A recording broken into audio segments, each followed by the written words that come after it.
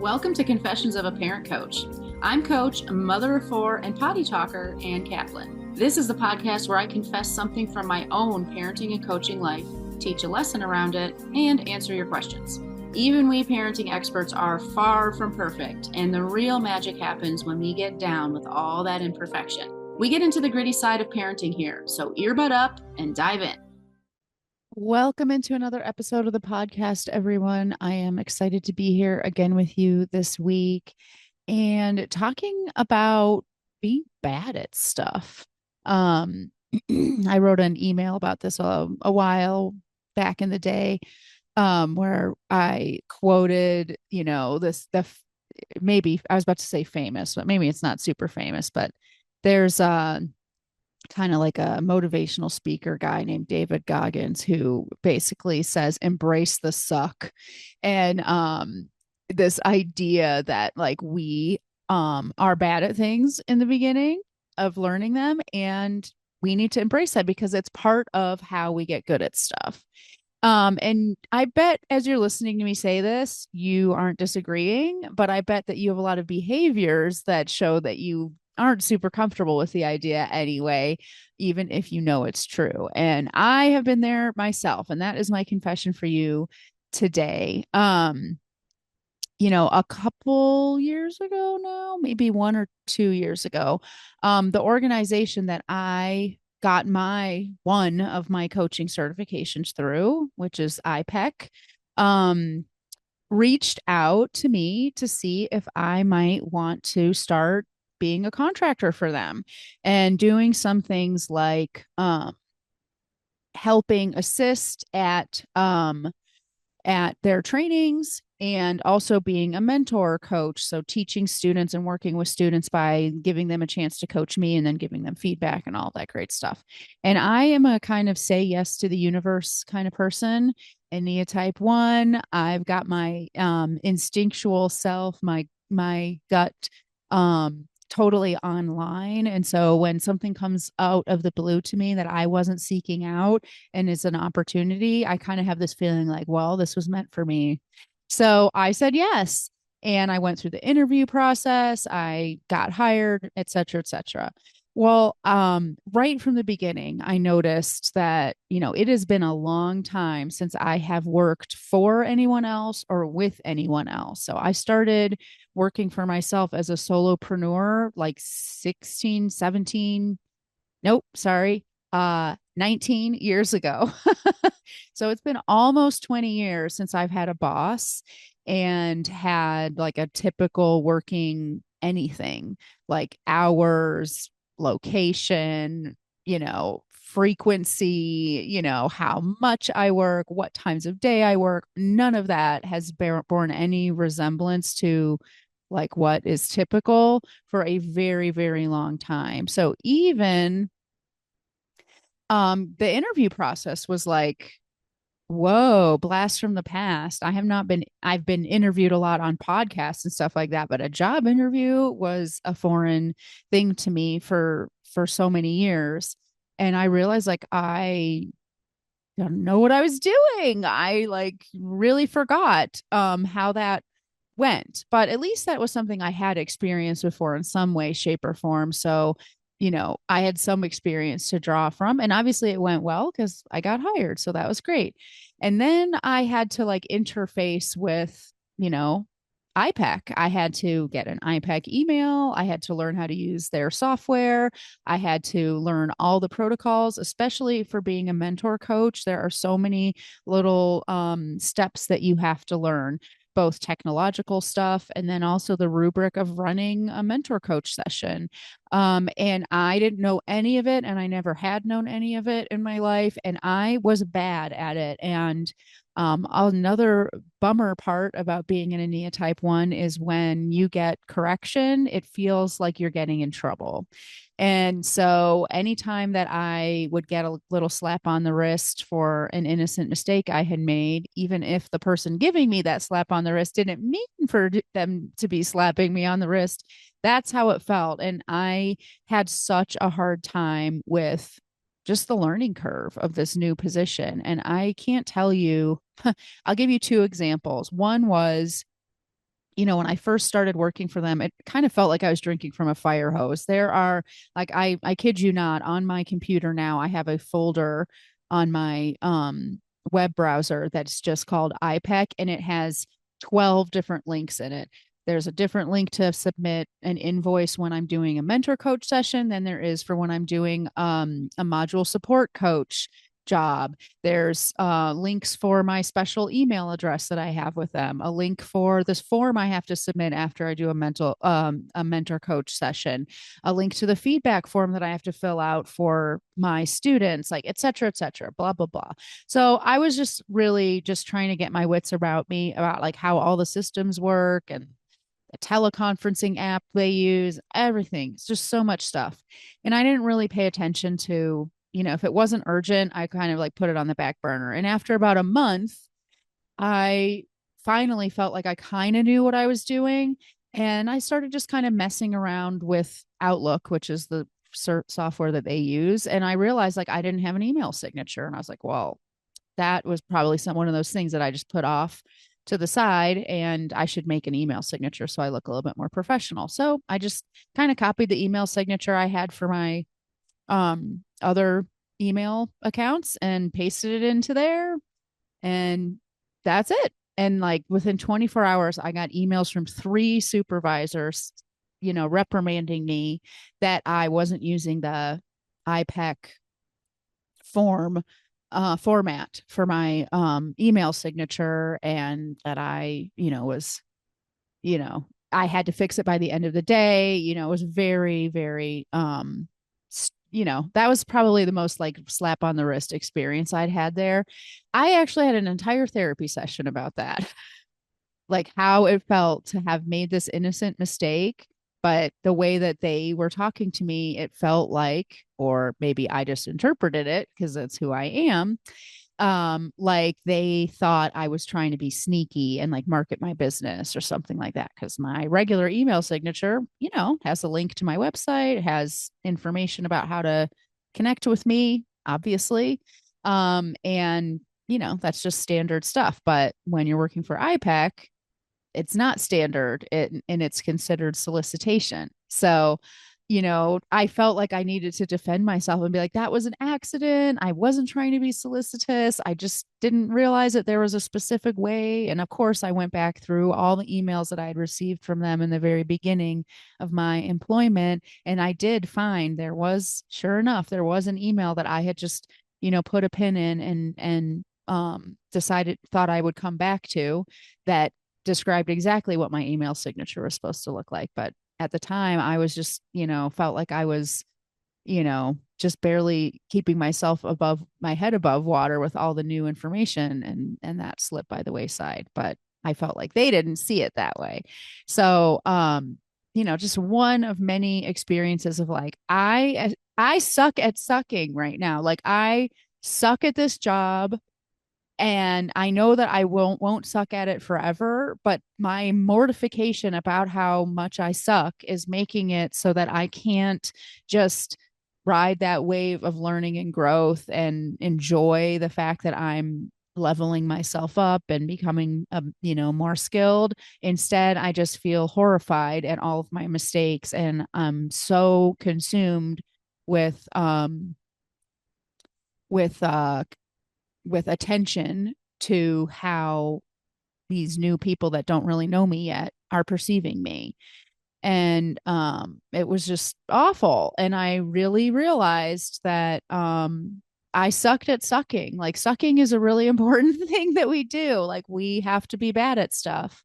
And if that's true, like why do I have all of these reactions? Why do I have all these parts of myself that have all of these beliefs about whether or not it's okay to make a mistake, or to be bad at something, or why I think it's so important that people understand and know exactly who I am, and aren't allowed to have a misconception about me, and all of these things. Like I have a whole system of parts that have patterns and beliefs and reactions and strategies to help me not only not make a mistake, but make sure that everybody knows that I'm not making a mistake so that I can feel safe and good in this world.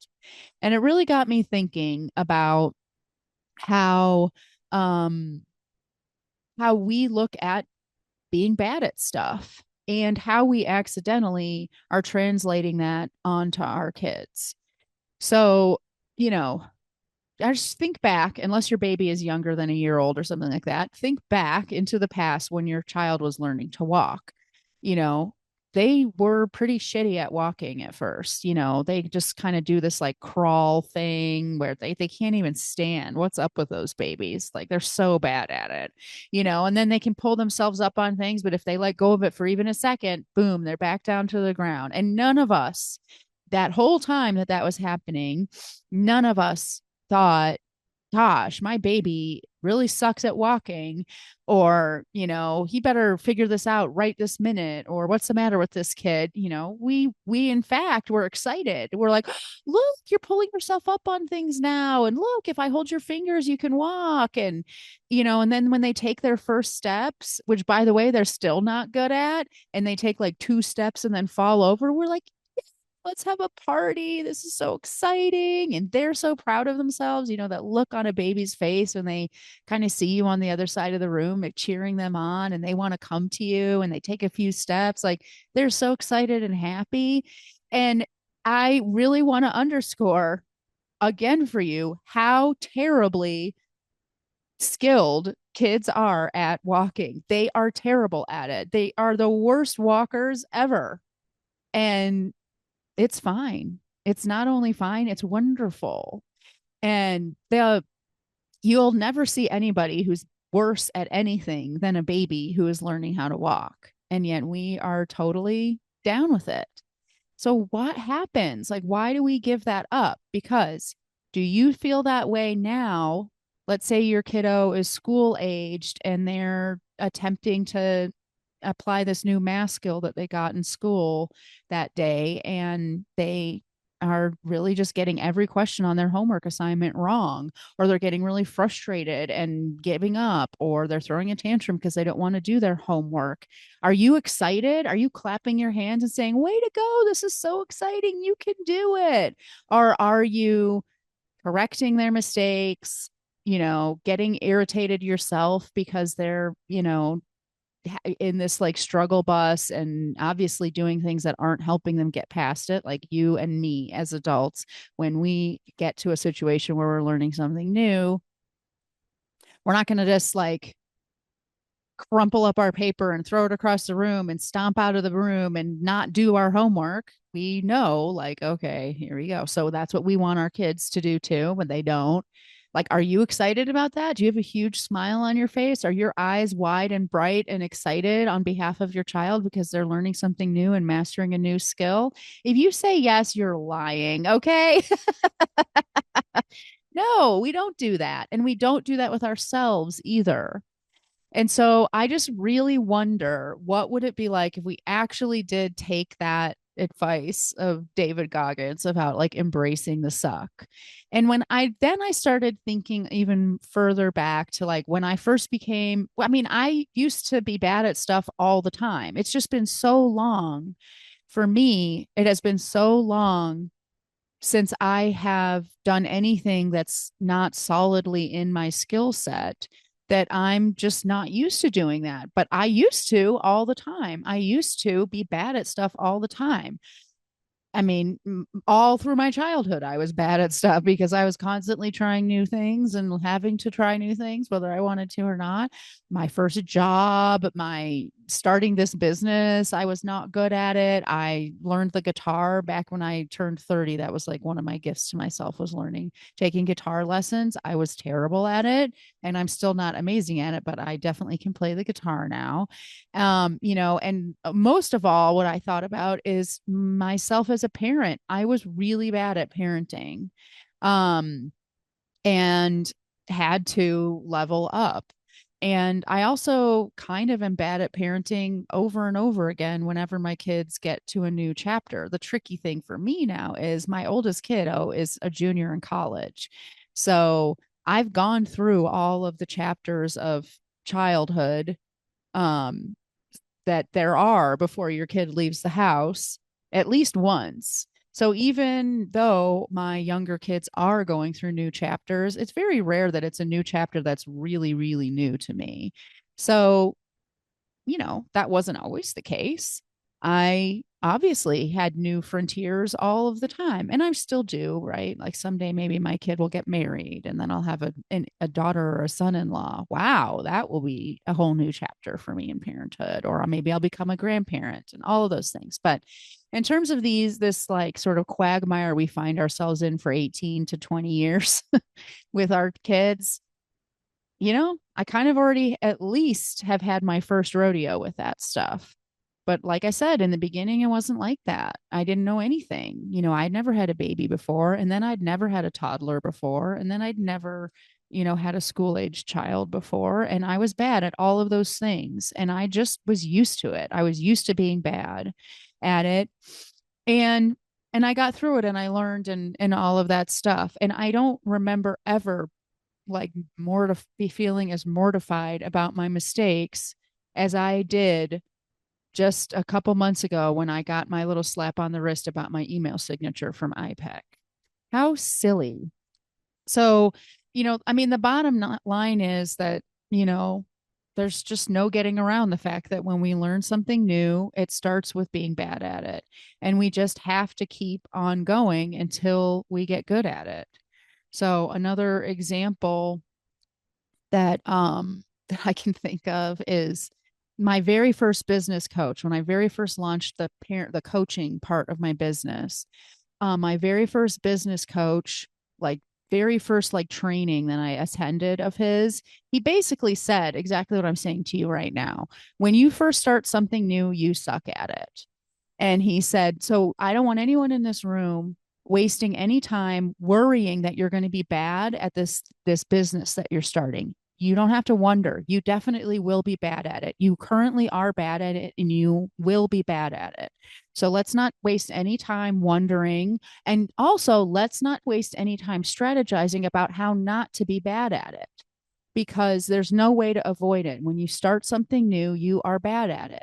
So all of this kind of failure to launch stuff that happens when we're starting a new business, where it's like, well, I want to make sure I have my package exactly right and my pricing and my website has to look good and I have to have a really solid marketing plan and I have to know exactly what my marketing message is going to be and exactly who I'm going to be working with.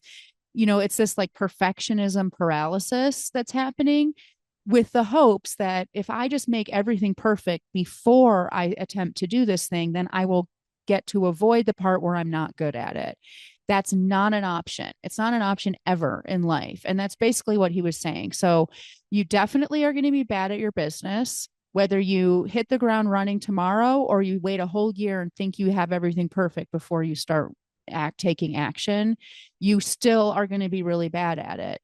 The only difference is that person who hits the ground running tomorrow is a year ahead of you, of the person who has spent a year trying to make everything perfect first. But the amount of like, um, you know, acuity and skill that both of those people have when they start to execute is exactly the same. And so basically his advice to us was like, since you know that you're definitely going to suck from the beginning and that the only way to get good at something is to first suck at it, go out there. This was like his like goodbye speech to us to like kick off our coaching chapter with him, was like, go out and start sucking as hard as you can, as much as you can right away, because the more you just hurry up and get all of that sucking over with, then the faster you get to the part where you're actually good at this stuff. And so I found that like to actually be so such helpful advice. And if you read any one of my emails that you get from me, if you're on my email list, I'm pretty sure this is true. You could go back and read any email I've ever sent out and you'll be able to find at least one typo, which is actually something I'm kind of proud of, because it means that I'm trucking and sucking all the way to improving myself, getting better at my skills, implementing and applying the things that I'm learning. And I'm not getting stuck in fear of making mistakes. So my advice to you for today is several things. Well, number one, where can you apply this to your own life in terms of your own growth edge? Can you just go out and do something and be okay with being bad at it? Can you forgive yourself when you make mistakes and let go of that mortification feeling? Number two, where might you be facing an opportunity to do this with your child? Like, could you go back and adopt that enthusiasm and excitement that you felt for your kiddo when they were learning how to walk and apply that to all of the stumbles that they are taking today, even if that's something really unpleasant, like getting poor grades or messing up a relationship or, making the same mistake over and over again in friendships or whatever it is that's really upsetting and it's not the same as walking. Can you see that as the same as walking? And then my third thing for you is to just say, okay, there's no getting around the fact that we have to be bad at something, but we don't have to do it in a vacuum. All of these stories that I just relayed to you are me being bad at something while I'm also having support in getting good at it. So at the same time, I got this little reprimand about my email signature. I also have a mentor at my new job who is working with me once a month to train me and get me up to speed and give me really great feedback and champion me. And she's amazing. I love her. At the same time that I was launching a business that I was definitely not going to be good at first, I had a coach that was championing me, teaching me, supporting me, and helping me get through that period where I was bad at something. So my third, a piece of advice for you or challenge for you today is, are you doing this in a vacuum? And for God's sake, why? Okay. So, I got good at guitar. I got good at my business. I got good at parenting thanks to coaches and teachers. Yes, including in my parenting, by the way. I did seek support and education around my parenting. It's not like I just came earthside a parenting expert. And when we do that, it makes that time period where we're bad at something so much shorter and so much less painful. My mentor, her name is Christine at IPEC, like being able to talk to her and say, oh my gosh, I feel so, embarrassed that I had my signature wrong, and her just being so reassuring. Or when I make a mistake when I'm running a mentor session and she gives me all of the great advice so I can do it better next time. Like, she's making that period of time where I'm not executing well so much shorter and also so much less painful. I feel like I have someone cheering me on, just like that kiddo who's learning how to walk. So whatever you're sucking at right now, congratulations. That is wonderful news. Excellent work. You're figuring something out instead of staying stuck. And I really do encourage you not to do it alone. So this is where setting up that free discovery call you hear me talk about every week is so profound. I can help you get through that hard part where you're not good at something to the other side where you are totally kicking ass. And this whole experience was such a good reminder that this is what I do. I help other people through their learning curve all the time. And it was time for me to put my money where my mouth is and apply all of those lessons to myself and sort of support myself through my learning curve and get support from other people through my learning curve, which is exactly what I've done with my mentor at IPEC, for example. So I hope that's really helpful. I hope that you're having a great week, and I will talk to you again soon. Bye, everybody. The episode is over, but there's more waiting for you. You can grab my free workbook, Getting Kids to Listen the First Time, that walks you through the fundamental principles I teach all of my clients and applies them to this very universal parenting challenge. So if you're sick of repeating yourself all day long or just want to learn more about my style, you'll definitely want to go to bit.ly/kidswholisten. And if you're ready to work with me, let's meet. Set up a free call at bit.ly/Kaplan call, and let's create an action plan that gets you exactly where you want to go. And of course, links to all this goodness are in the show notes. Thanks for joining, and I'll see you next time.